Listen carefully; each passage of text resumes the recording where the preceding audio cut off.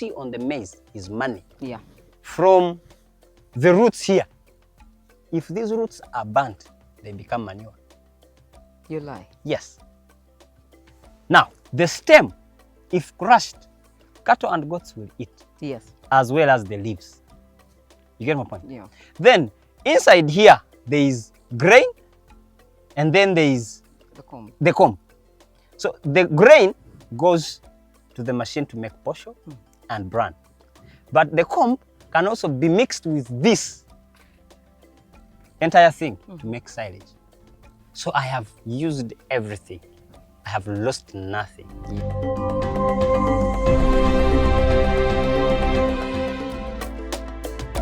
Over the years, we have worked with poultry farmers at different stages, some just starting out, some in the middle of the dream, and others already fully established. Today, we meet a young farmer whose journey began in the most unexpected place and is still unfolding. We are in Luwero, a district known for its deep farming roots, and this is where our story takes place today. Welcome to a brand new episode of NTV Seeds of Gold. I'm your host, Sheila Navafu, and it's always a pleasure to have you with us this Saturday evening. Tonight, we are in Luwero District, Ndeje to be precise, and we meet an exceptional young man. When I say young, yeah, you're going to be impressed. Like I said, I bring in the creme de la creme. I live to serve. But we are on Juma Chicken Farm. When you hear chicken, you get excited. We've profiled so many farmers, so many chicken farmers, but have we ever taken the time to look at somebody that is prepared for success? Well, this is a new one. This show is brought to you by Bukola Chemical Industries Limited and YPA for the expert opinion. Abantu bawe enkoko nga tamanyi nti enkoko eja starter. Omuntu bamuwa enkoko nga tamanyi nti enkoko agenda alina okukuma essigiri, alina oteekawo bino ebintu. As long as you have good feed, you have accounted everything, but the management is poor, you won't get good results. But still, if you have good management, good feed, and you didn't do good accountability, still, you won't make profit. But again, if you have good feed, you have made accountability, but you don't have good feed. That's it. You understand? So there are three factors that we consider when starting this business. With me, we have the heart and the brain of the farm, Juma. Vanity at its finest, but hey, it's worth it. The man is a genius and he's figured out how to have the great beginning and even a greater ending. It is nice to have you on the show, Juma. Thank you. Yeah, he's mellow like that. So we're just going to get along perfectly fine. So you, we've taken a walk around your farm, and I must say I was a little bit inspired because it's not every day that you meet a farmer who is 5 steps ahead, and that's what you have here. Chava kuchi otandike poultry or ingire poultry business really. Kakati kino si kyali ekiroto kyange by then. Nali ndubirira kuba munamawulire nga mmwe muli. Nali nange negomba okubanga nina bentunuzaamu kamera. Kumbe ate at the end of the day nange bagenda jintunuzaamu butunuza. But when namala olevo ina farm gye nali nkoleramu. Ne farm eyo erisaidize bombo still. Nze mirimu gyange gisinga tujukanyiza bombo kubanga ndi mwana nzwala yakuno. Kati farm eyo yali ediringira muleya. Naye nga nze nali nsomba magi. Nali nkola ku farm. Kati lwokuba nti nali mukujjukujja ebiseera ebyo nagezaako kubanga butuufu amagi tegadiba ku farm. Nga nze nga tunda. Era nga nfunako 10, nfunako ekigulira amagala eddiba. Mugagga era ayagala mutwalo nga nze njiyiba nenfuna ogumu 5, nenfuna ogumu 10. So bwe namalirizaawo wayitawo emyezi mitono nnyo farm nenjivaako nenjoyininga kampani emu nnene mu Uganda bagiyita SR Afro Chicks. Mu SR nasooka kolera ku slaughterhouse nga tusala nkoko. Nga tupakingera enkoko ezimwali mu supermarket. By then ffe twali tuzikolako. Bwe navaawo ne balabanga mbutuufu nsaanidde okubanga mbali presentinga mu field. Okubanga neetaaga ogenda mu katale ntegeeza abantu nti eno bye mwetaaga tukola ki tubirina.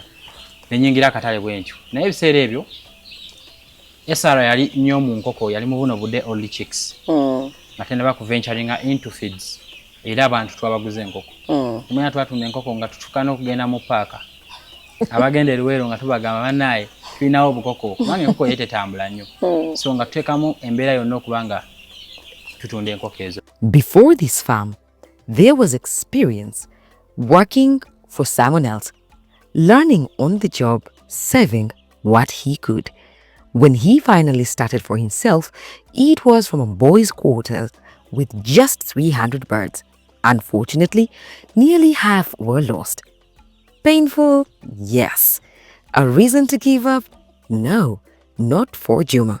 To him, this was just one of those lessons to be learned in order to succeed. And succeed he did. Or rather, he has. Ntandika ntya kino kijja kityo okuba nti kirowoozo. Natuuka wali omukyala omu nali muwa enkoko. Bwe yajja nga tunyumya ng'akimye bbaaki ey'okubiri n'aŋŋamba naye Juma okimanyi nti wampa enkoko 5 nalidde miliyoni y'ensimbi mu weeks 5. And I was like, is it possible? Yes, nali nzibawa naye nga situlangako awo ne nkola calculations ne mmanya what could be the input and the output. So bwe namaliriza okukitunuulira ne ŋŋamba then I'm good to go. Ne ntandika okulunda enkoko. Naye natandikira mu boys quarter era ematugga eyo natandikira napangisa boys quarters 2 amugendamu enkoko 2 that was 400. Netandika okulunda mpola nga womanyi nali bankozesa nkyali muyiribi bintu nga embeera enkwata nga n'abakozi benkozesa knowledge tebagitegeera bulungi.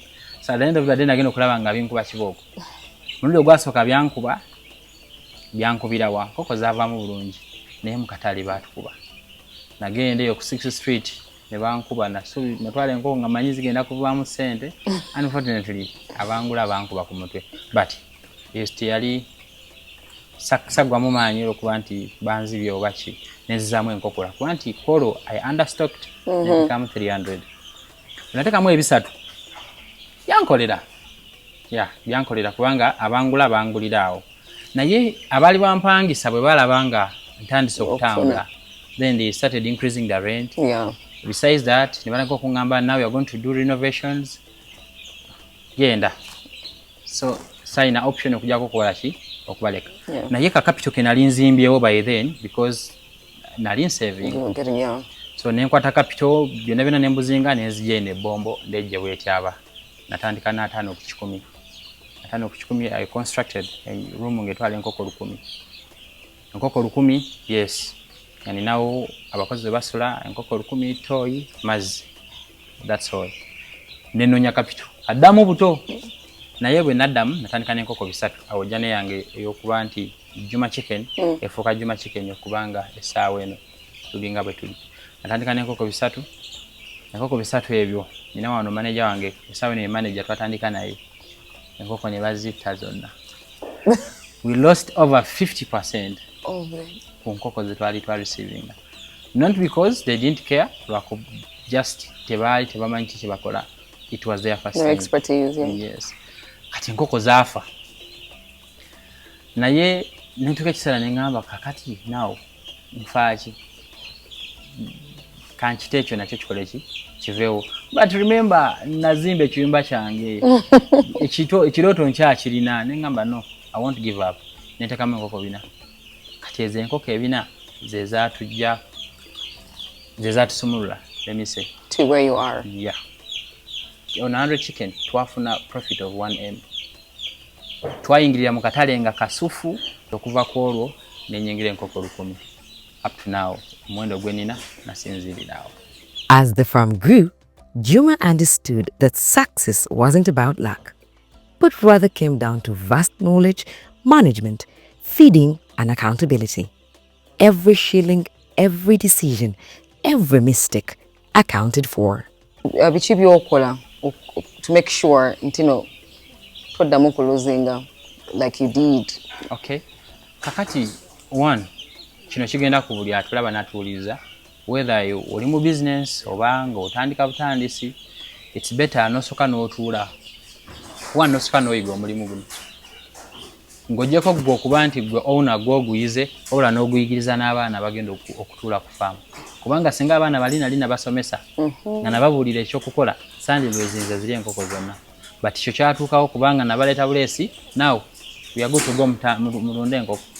So bagenda okulaba nga nabwe kye bakola tebakitegeera. Kyensuubira nti walolese enkoko n'otuuka n'okwagala ozibuuza okay what next? You understand? Kati bali bambi tebamanyi kyakola ki kyakola sibanenya. Nolaba nga batch eyo yavaamu batch yaddako we made a lot of profit. Sigira kye bali bakola bali otikola ki kino kigenda kwatula banatuuliriza. Soka ofune knowledge ku kiki kyogenda okukola.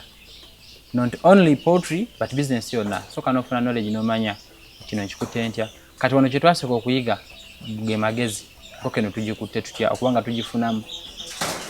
Bw'omala okuyiga okugirunda n'okugibeezaawo kakati weetaaga ki okubanga ogitandika. Singa weetegereza wano buno koko bukyali buto.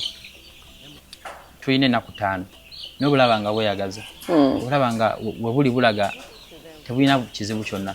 Kitegeeza nti twabutegekera nga tebunaba kujja okubanga buli mu environment efaanana bwetyo. Kino tekiri wano wokka bwe bugenda kubeera wabula wonna cycle yonna olina okuba nga oli well prepared. Tutereeza brood eno tugitereeza nga tetunaba kuleeta nkoko. Katugambe nti obadde olunda enkoko oba obadde tolunda olina okutereeza brood yo olina okufuuyira. You have to fumigate. Fumigate nga tukozesa disinfectants ez'enjawulo. And when it comes to fumigation, tulina era methods nyingi ez'okukozesa. Many spray eri abakozesa lime eri abakikuuta obukuusi magic and so on. So kati ffe twetereeza ne tufuuyira ne tutegeka buli kimu kubanga enkoko zino zijja. Olina okumakinga sure nti olina emmere. Mu kwetegeka awo abasinga kati for example ffe capacity yaffe tujja kugamba nti tulunda emitwalo 2 oba emitwalo 1.5 and you find ourselves tuleeta emitwalo 5. It means we are beyond our capacity. Kigenda kutuuka time nga consumption y'emmere edduka ng'ekususeeko zino enkoko esaawa eno tezirya nnyo olunaku n'ensaawa 2 teziggwaawo. Naye waliwo time weetuuka ng'oli ensaawa 4 a day 40 bags 50 a day. Kati bwe kiba nga wasukka ku capacity yo it means ogenda kulya 100 bags per day kyotalina. Kati at the end of the day ogenda kugenda weewole bakumme emmere onyigira ata ngobadde tolina kunyigira. You understand? So it's better n'otuula muno bitutwala mu nkoko biri ebintu bisatu. 1 management, 2 we have feeding, 3 we have accountability. As long as you have good feed, you have accounted everything, but the management is poor, you want to get good results. But still, if you have good management, good feed, and you didn't do good accountability, still you want to make profit. But again, if you have good feed, you have made accountability, but you don't have good feed. That's it. You understand? So there are 3 factors that we consider when starting this business. Yeah. Well, that was fun and very insightful. We'll take a very short commercial break, and when we return, we are taking you step by step on how to cater to the one-day-olds, between 1 day to a week and even more, so you can have a very bountiful harvest of your chicken. This program is brought to you by Bukola Chemical Industries and YPA for the expert opinion. And do not forget to scan the QR code on your TV. Tell us what you think. If there's a question you have for Juma, if you would like to meet Juma, or if there's a farm that you would like us to visit, please join the conversation, and we are at your beck and call. Don't go away.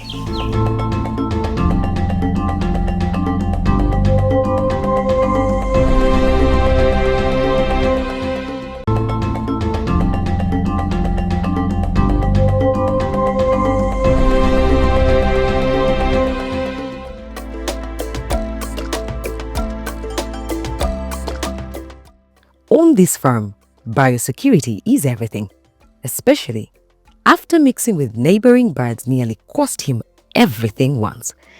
That is why this farm is fenced, controlled, and very intentional. One day, twalunda tunda batch esooka ey'okubiri tuyingidde enkoko tuzimira ebimba ebirala tuyingidde enkoko 50,000.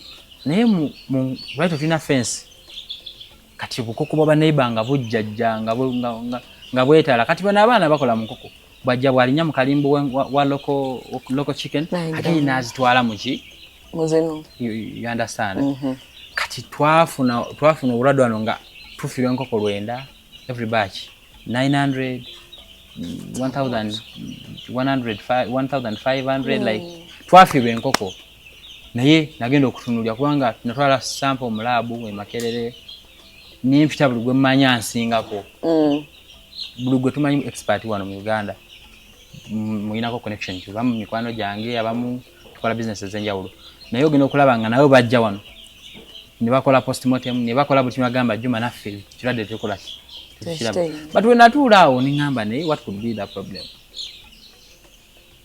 ngenda okulaba obulwadde bwavaawo bano baloko faama bano aba obukoko bwabwe bujja budduka buzunga eno katulaba okuva twateekawo ekikomera tetukyafiirwa ezo nkoko za kisirusiru so ekyo bwe kibanga ozina eri abalunda loko ayagala alundewo loko ye ayagala ateekewo ne broilers at least manya nti ekyumba kya loko kikiri ekya broilers kikiri then okuzikwata nti loko tumanyi loko yakulyanga etambula wabweru obwo obuloko bukalya kalinza okuba n'obulwadde nga gwe tokalaba and enkoko ya loko okutuuka okuba nti kati otegedde nti ndwadde obulwadde buba bulinnye buba bw'amaanyi naye bino niba busenyiga kanafuwa si kiba kyangu okuditamininga nti enkoko eno si namulane kafa amafamu gangi tegakkiriza famu visit abantu baleetera endwadde but tugoberera ebituufu ebirina okugobererwa we disinfect engatto zozireka eri nga bwe mulaba bakwadde engatto ezikola mu faamu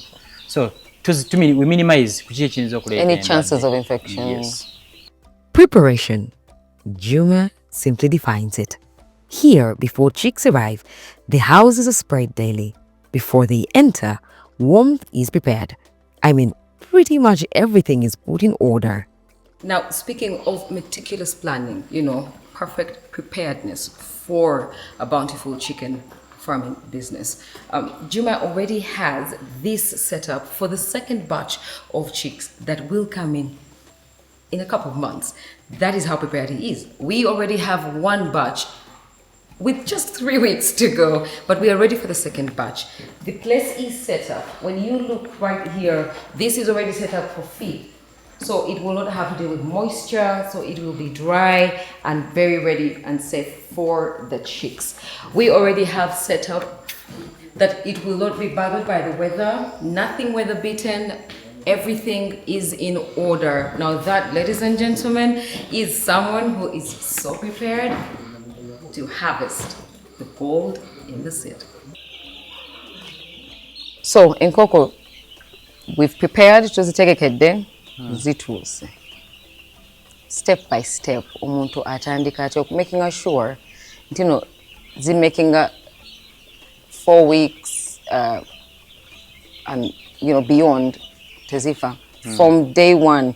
So mbona buli 5 days old nebuli healthy wonna bunyereketa kakati nga tonalisanya nkoko zino one obulungi bw'enkoko wano nnyo okutunda obulungi bw'enkoko naye ate obulungi bw'enkoko tubutandikiza ddala n'okulunda bino byonna byemulaba bitandikira ddala okuva gyojja enkoko olina okufuna ku source ekuwa enkoko nga they have quality chicks naye bw'ogenda okubuukinga enkoko byonna gy'ogibookinze bakukubidde essimu nti olunaku lwaleero genda wekka ennyininyini weesitukira ogenda okima enkoko ezo lwaki bw'ogenda n'okima enkoko zino abasinga ku maduuka outlets ze mujjako enkoko they have weighing scale. Then if they don't have weighing scale, buy yours. Weighing scale is a bay.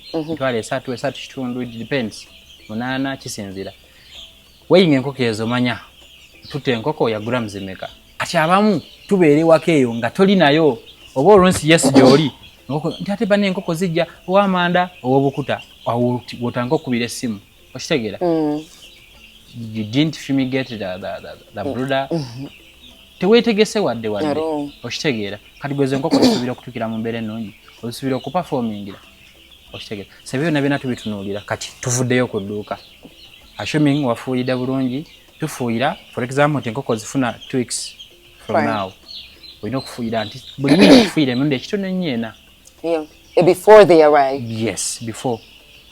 Enkoko zifunanga 10 leero lumu tandika okufuuyira longoosa make sure nti kati wabula enaku nga 2 yiwawo obukuta weewa obukuta nabwo bufuuyire kati obukuta buno tulinamu coffee husk tulinamu rice husk tulinamu obwembaawo ate mu bwembaawo tulinamu era bikanga 3 tulinamu the sawdust tulinamu nezine zina big particle. So we recommend a big particle. We don't recommend the sawdust. Why? Once you use the sawdust, togenda kuvamu cough and flu. Oh yeah. You understand? Because it is dust. Now we like sawdust and it's using it. So kati ekyo kyo kimaze ebyo nabyo biterezeza ofuuyidde buno obukuta bwo obujjemu enfuufu obutadde obulina ogenda oleesa obukoko bwo. Companies zino nesinga zina starter. So yonna jjojja enkoko. One, they should give you the vaccination schedule. Yeah. Umanye, I vaccinate on which day, how many days, obengo okolachi, and what vaccine. And what vaccine. For abantu abasinga zino enkoko ziraba vaccine ziba za mirundi ebiri mu tutambulira. Either you vaccinate Newcastle, Gumbolo 1, Gumbolo 2, then Newcastle IB. But there are others abatandika ne Gumbolo, Newcastle, Gumbolo, Newcastle. Or Newcastle, Gumbolo, Newcastle, Gumbolo. So ngeno kulaba nga byawukanamuko kati it's better nomugamba mpa vaccination schedule ngene ngo bude buchakola ki bude buchali kati otuuse enkoko zo ziwadde ka starter akalungi tekamu omuliro naye guno omuliro tugutekamu tonaleeta nkoko why zingenga it's still yes ngeno okutuuka mu environment nga mbutuufu ekola ki tumeba buno bukoko wabujje kati twali nti wabujje ku maama waabo abadde abuwe ebbugumu ulina okuba temperature mbutuufu eriki ntuufu mala kuteekamu ebbugumu lyo bulungi teekamu amazzi tosooka kuteekamu mmere. There are people that they put feed and water and the heat at the same time zigadde zikole ki zeeyiye zezimanyi kati olaba guno omuka me I use this but eri omuntu akozesa ensuwa the pot. Yes. Eri abantu bakozesa the stove n'ebisigiri ebinene buli omuli abakozesa gas brooder eri abakozesa the brooding bulb bingi bakozesa as a source of heat but ffe tukozesa bino naye kalinga nkugambye nti osanga oli nateekamu pot nateekamu buli kimu at once it's not good. Kino ekintu ffe wano tukikuma olaba nga tuggulawoko ku biyumba bino we open the taplin okusobozesa the bad air out to let the fresh air in. Kubanga omuka guno wegwegata ne oxygen enkoko gwasa kifominga kituyita carbon monoxide and kati singa enkoko ezo zissa omuka ogwo kuzikosa amawugwe. So the end of the day nokulaba nga osanga bali bagamba enkoko wange tebweyagala bafunye kasenyiga nga obudde bukyali buto enkoko zino okitegeera so olwakuba management yaffe ebebulabulamuko so omala okuteekamu kahitiko taddemu amazzi tetugasembereza heat kubanga gajja kubuguma. There are some medicines that tuteeka mu mazzi nga tezeetakisa kintu kibuguma olina ogasembeza eri ate amazzi wetuwanga bukyali buto tetuteekamu mangi teekamu ekisaanidde enkoko kubanga gisobozesa okuba ng'ogiwa ekintu ekiri fresh. Kino tekiri ku mazzi gokka wabula n'emmere tukozesa bwe tuyita their trays. Either you can use paper tray oba buno obusowaani but for us here we use bino bisaanikira bya drinker tubikozesa after 3 days netubijjamu naye ku bukutu okwo tuteekako kye tuyita brooder paper. Brooder paper eno ekola ennaku 3 it is disposable. Bwezimala okoza ennaku 3 ziteeke wansi ku bukuta. Brooder paper tugiteeka waggulu w'obukuta munaku 3 enkoko eba etegedde kyerya yensonga lwaki tuteekako brooder paper so that tezirya coffee husk. Once they eat this whatever ojja kulaba nga efuna constipation nyingi tuziraba nga ebadde egezaako okufuluma ne bigaana okitegeera naku 3 omaze okugyamu aka brooder paper ko enkoko ziba zeeyagala kati ffe wano once we vaccinate after 6 to 5 days bwe tumala okugema we expand we always tugaziya kubanga space gye tuwa osobola tolinda kugema as long as ogire nti enkoko yenyize giwe space amanda gano tugatwala ennaku 14 na 14 weziggwawo you are good to go. Naye singa empewo ebanga nyingi obirekamu. Because tulina vaccine gye bayita gombolo eyagala nnyo embeera nga ya bugumu. You understand? Kivola abantu abasinga gombolo wa mukulu bamugamba zaamu omuliro. Enkoko ne ziba za weeks 4 ne ziba za weeks 5 zaamu omuliro. So for wano we make sure nti gombolo tumugema nga bino ebintu bikyakola ki. You don't risk. Yeah. And when it comes to vaccination, ogubanga Newcastle, we give in water. Because enkoko nyingi ebisaa zikwata. But yes, nyingi. But when it comes to gombolo, tukwata emu ku emu. Yeah. Tolaba nti nyingi wano tulinaanyo bukalasa. Bukalasa tulinayo abaana. Just give a call. Bagamba ne mujja tugeme. Nga bajja batukwatamu. Yeah. I see. Now, you said nti eyo naje balaga otegekayo. Kitegeeza nti ziri wano. Ziri this size. As they grow, they get bigger. The space becomes smaller. Yeah. So before okuzitwala eri waba wategeseyo dda nga twana zireeta wano. No. Tuba twategeseyo dda twadisinfectinzeeyo buli kimu nga kiri masavu kubanga ogambye you have said that the more they grow the bigger they get. The bigger they gain.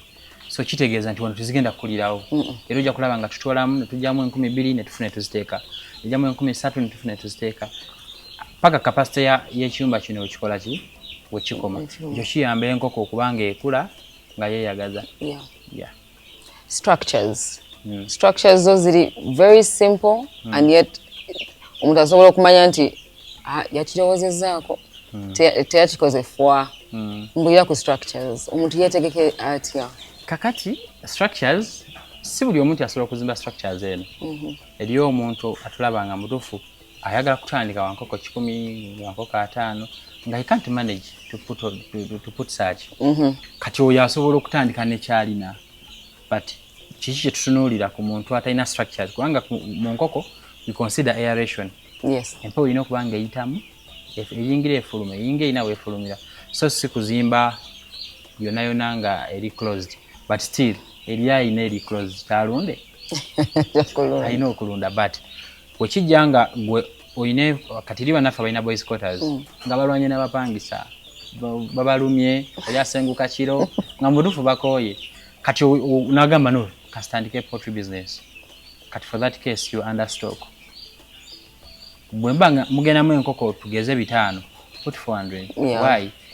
Kubanga empewo tekola temala ziwe space ennungi enkoko ejja kula bulungi but still bwobanga oyaga kutandika structures nga zino wano olina consideringa empewo evaawa when it comes to rain kubanga tusibetwanga waliwo enkoko empewo efuuwa blowing ngezza empewo weita ogenda okwenga nga wanuuna watobye kati tu considering omusana guvaawa. Tetwagala omusana kubanga gukubamu direct era wetegereza muno olaba nga omusana muno tegukola ki teguyingiramu so bino tu considering ekyokubiri tu considering okubanga nkoko zino akuba nti mbeera ya nsimbi kiva abamu balundira mu town but tuzeetaaga ekifo nga kino. A walk around the farm tells an insightful story. You see order, you see systems, you see intention, and you can tell this young farmer is only getting started. So, I like the vegetation. Bino tubiteekawo lwa nsonga no supplements tuziwa kuziza ku kifuba ne senyiga. So nkwata buno vegetable bwaffe bwolaba nembugatagatamu ebintu ebirala nda supplement. Structure nkulaba. Structures zino oziraba ngeri kino kye nabagambyeko kye twagambye nti aeration is the key. Oba ozimba ebiyumba olengera okuva ku ground ziri block 2. Okitegeera this means aeration efuluma bwekola ki bweyingira tuteekako obutesi katimba. Structures nga zino I can say they are a bit expensive compared ku chiri but ubanga kyolundu okakasa nti it's a business tosubira kivaamu ncha then why should you compromise? And you must invest in it either way. Katujja kumbuza kati if you are told you're not compromising or minimizing then what you azimba chiri I had to compare because ncha azimbira ddala kiroto kyange kyakubanga at least ekitone nnyo n'emitwalo 5 ja broiler kati wano tugenda will this be for again the day old chicks oba wano wogeno leta ziri Yagishina kugamba. Twazitegekedde dda. Era olabira ddala nga buli kimu. Yeah, buli kimu kiriya. Buli kimu kiriya. I can see. Yeah. With their drinkers there. Bweziweza weeks 2 nga tulitandika okuleeta muno. Bwe tutyo tuteeka muno tuteeka mu kiri ekiyumba nekyo ekyawagulu. Like kubanga wadombulidde you do 2,000. So that is zina space. Zina space. Tetuzinyiga once enkoko zino bw'ozinyiga and zina disadvantage. Enkoko zino singa ozinyiga trust me zijja kufa. Ng'ovudde mu kufa zifa no ne zisigalamu enamba entuufu erina okubeeramu. Yeah. Ng'ovudde mu kufa zijjukira ziba congested, ka stress kaba high, zitobya wansi, ammonia agenda kuwunya, nze wano no bwojja kizibu okutegeera nti tulonze enkoko. Kubanga abantu tewawunya kalimbwe, tewakola ki, kubanga tugeza kukuma obuyonjo. Of course. Era kizibu okutegeera nti wano tulonze enkoko unless nga ffe tugambye nti tuguddewo okutunda enkoko katutunda enkoko. Naye awatali ekyo kizibu okumanya kuba tukuma obuyonjo. So water. Water Water is very important. Kati amazzi kikulu nnyo okufaamu. Kale at least enkoko zimma emmere. Yeah. Kubanga sobola okunywa ne zibeerawo. Ku ssaawa eziri. So enkoko sojima emmere. Olabye tuba tugenda kugema. Tuzimma amazzi. Ne tuziwa emmere. Naye tetusukka ssaawa 3 tuzimya amazzi. Okitegeera. Kitegeeza tukikola intentionally nti tugenda kukosa vaccine tugemera amazzi sobola okunywa. Naye emmere tosobola kumma nkoko. Tusawa kuwa nkoko mmere lunaku lulamba tufuna constipation. Yeah. Okitegeera. Naye ate sobola okunywa amazzi ne zibeerawo. So amazzi kikulu nnyo.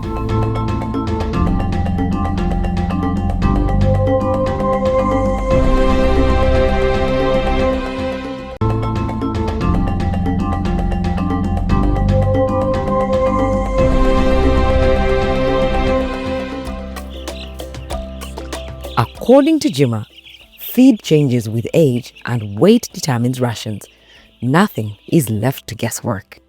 In day 1, we give what we call pre-starter or starter. It is a small particle buba butininga enkoko esobola okukalya. Naye osanga omuntu nga mu starter akutta atabudde bintu bye birala nnyo. You understand? So kati enkoko zino assuming ziwezeza weeks 2 tukyusa kye tuyita feeding formulation yayo. Either you're using complete feed tudda ku grower, but if you're mixing still tuyina kye tuyita mixing ratio. Omanya nti nkosa concentrate A wano tukosa Hendrix. Katumanya Hendrix atabula kyenkana ki ku stage eno ne tutabula bwe tutyo. But still when it comes to particle nagambye start ono ka particle kaba katono. Grower particle yeyongerako but bafama basange tukolya challenge. Niwe sanganga enkoko yafuna uniformity mu nkoko. Ayinamu enene, ayinamu entono. Ate zonna naziteka ku grower. Niwe sanganga entono tesobola kulya particle eri. So zistarvinga ezimu zikola ki zifa. So kati ko avoiding ekyo. Botandika grower, make sure ina obu starter obusigalawo ko. For these small ones osobola okuziwa nazo zikapyalinga osobola okubanga osobola okulya particle eyo. So tetukwata grower oyo kumukuba miggo. Eriye fama bamu agamba no, let me kanze kuba emiggo particles zikendere ndio kenziwe enkoko. Yes, kibakolera badde. Ende budde bo kiraba, it doesn't make sense. Yeah. So just kwata enkoko zino zireke ku starter ziduke emisinde zituke ku zino then and ekyo tukikolera ddala ebbanga mpaka lw'ofulumya. Kubanga enkoko zino tulina zigradinga. Yes, tesakwenkana zonna. And when it comes to feeding rate, era tesobola kulya kyenkana. Yeah. Bino tumaliriza grower etwala ennaku 28. Kati from 29 days kati ffe tutundira ku 42 but eri abatwala ku 50 and above. Yeah. Okukozesa finisher. For finisher stage, particularly knows you are as long as it is known to be. Yeah. I hear you. Juma does not grow alone. Farmers from the surrounding community come to learn from him, and he actually finds pride in elevating others, training them on what to do, what to avoid, and how to improve day by day. Why you get the good training? So, how do you do it? Farmers, how do you do it, and what exactly are you training these farmers? It is two way. Wano ku Juma chicken tetutunulira kuba nti ffe tulunda bulunzi enkoko. No. Tulunda enkoko nga tebwe tusomesa ne community. Because twagala tufunemu ate nabo community nabo tubakola ki tuba situla kira tuli kintu kisinga bulungi nga mbutufu olaba abantu basituka kuba magezi ge wabawa ate mu kitundu kyo not only okuba nti it's a community you're in ni walala for we train nze nina abantu abampita nengenda Embaale nengenda Jinja nengenda Mityana nengenda wa kubasomesa nkoko because nsomesa nnyo ebyalo olwino agamba nti for community yegundi tutegesewa farmer 100 they are 200 they are kati waluga na matawa fune enkoko za government baba we enkoko kituufu bekulakulanye yembi bisekerwa baba we enkoko bekulakulanye but at the end of the day bakola mulosi how omuntu bamuwe enkoko nkugambye nga agitusa mu kiyumba n'ajagala agibuuze kati tuzaako ki you understand omuntu omuwadde enkoko naye nga tategera nakyagikozesa era abasinga abamalobawo obukoko ne babutunda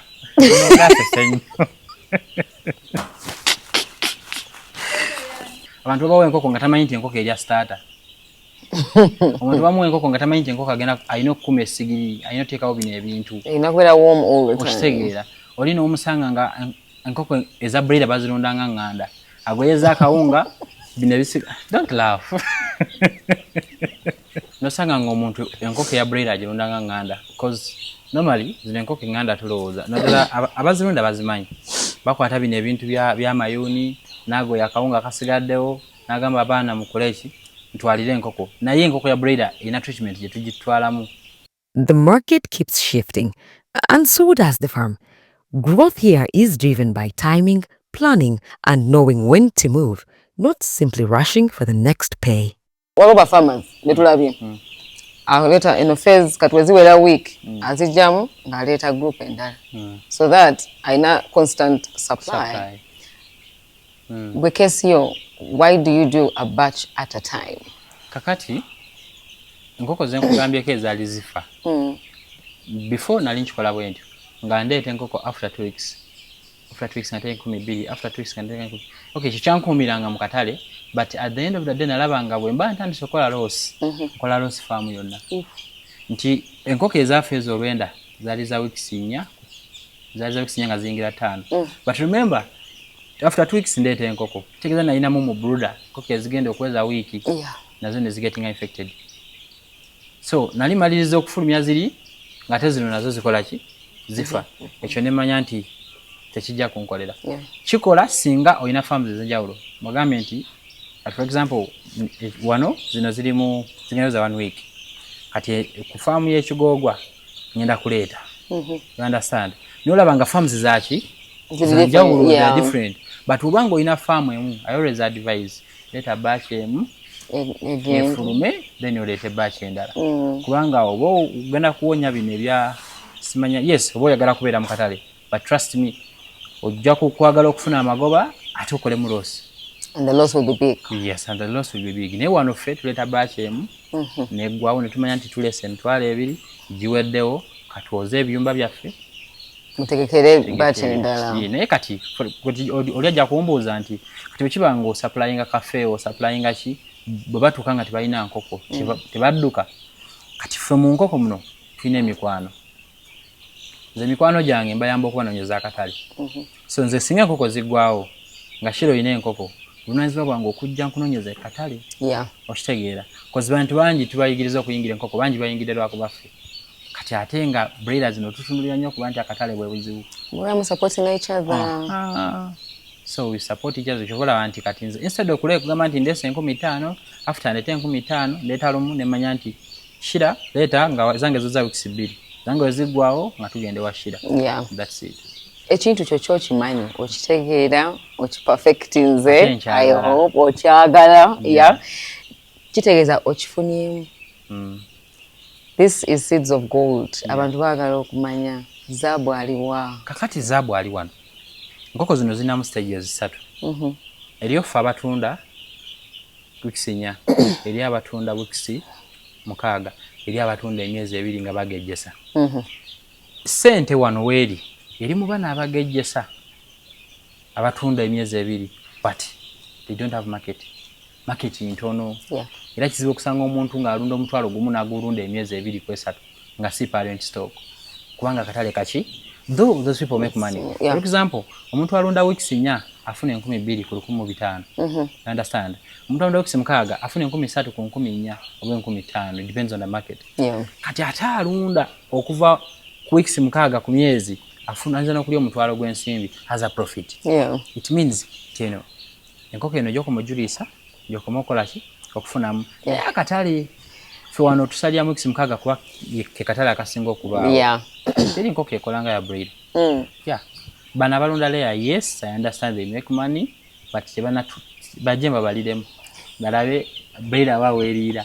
Otherwise breed ekola sente. Approximately katibala. Enkoko tugirako 2,000. Mwezi gumu oyina enkoko 10. That is 200k. 200k is sente entono. Yeah, it's a lot of money. Kati the more oyongeza volume, the more money you get. So if at all osobola okukola omwezi gumu n'okola lugazo olunda enkoko 10, that is 2 million. Si sente entono. Ogwo musala gw'abantu bameka. Okitegeera. So okyasobola okufuna million 2 n'okusukayo ng'olunda omwezi, ate era okyasobola okufuna negative na ne capital bamulidde. Singa tokola bitufu binakola ki? Kolebwa. Yeah. We are going to rub shoulders with YPA for the expert opinion. You will be meeting Obed, and he's got a few tips for you.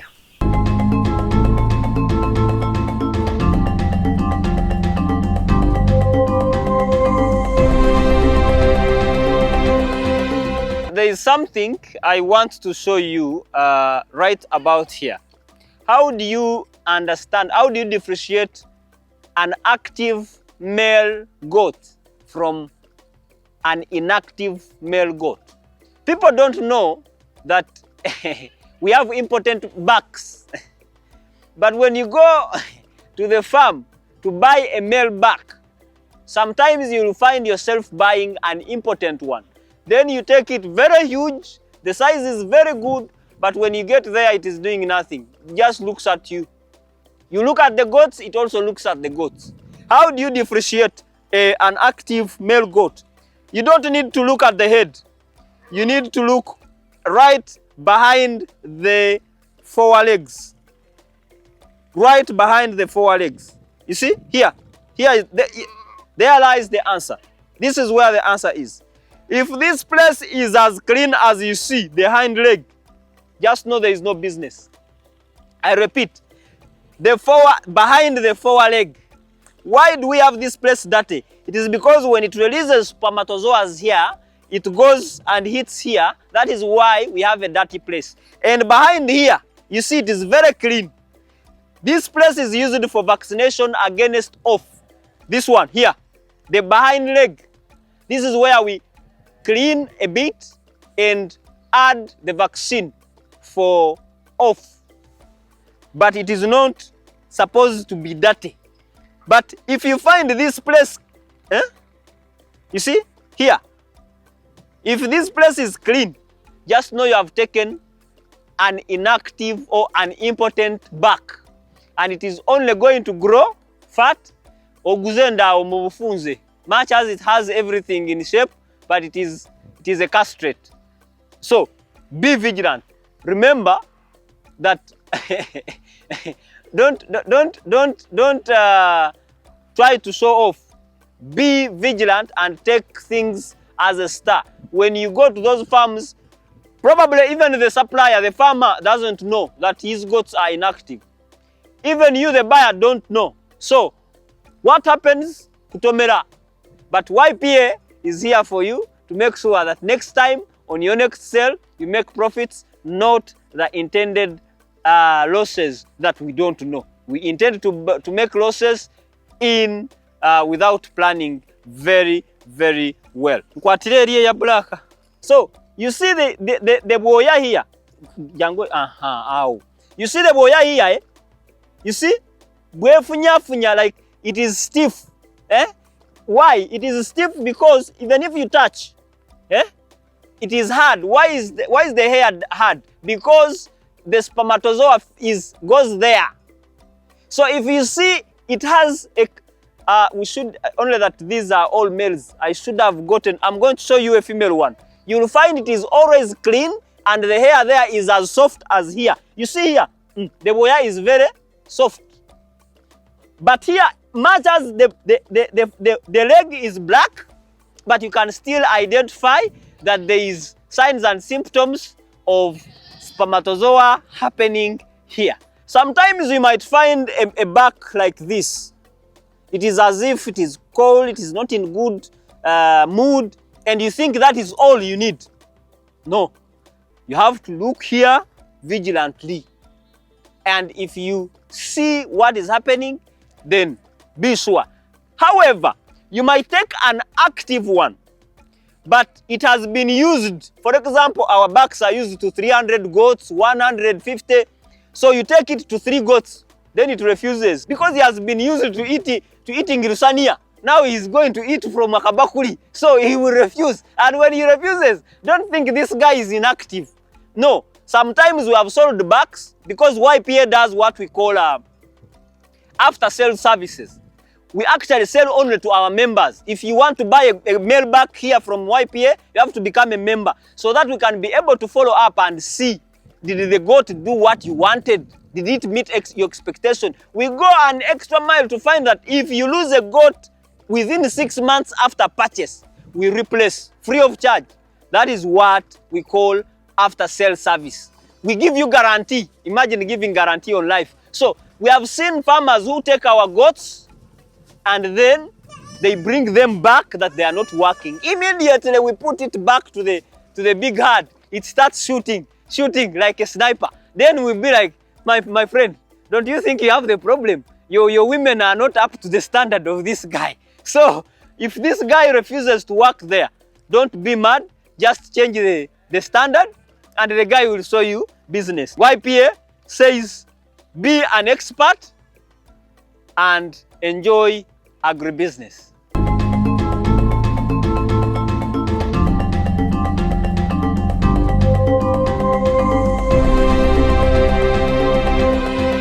Well, that's all we had for you today. Keep those comments coming in. Hashtag NTV Seeds of Gold.